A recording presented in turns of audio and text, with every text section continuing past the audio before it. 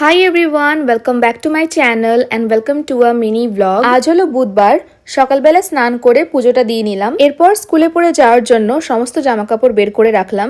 Ready হয়ে breakfast করলাম, কিন্তু সেটার ক্লিপ আর নেওয়া হয়নি। আজকে ব্রেকফাস্টে ছিল রুটি, আলু ভাজা আর মিষ্টি। স্কুলে পৌঁছে দেখলাম আমাদেরই একজন কলিগ সবাইকে ট্রিট দেওয়ার জন্য নিজের হাতে বাড়ি থেকে পোহা আর ঘুগনি বানিয়ে এনেছে। তো সেটা খেলাম আর ঘুগনিটা ভীষণই টেস্টি হয়েছিল।